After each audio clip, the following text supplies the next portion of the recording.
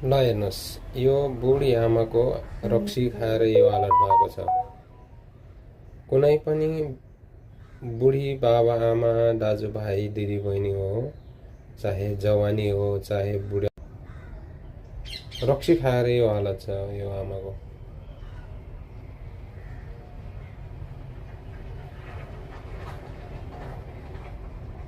हेर्नुहोस् हालत, यो हालत जिन्दगी जिएको के अर्थै छैन। ल हेर्नु होला हालत यस्तो। 10 रुपियाँ लिए भनेर मागिराखेको छ उहाँले। आफ्नो अब छोरी के पर्छ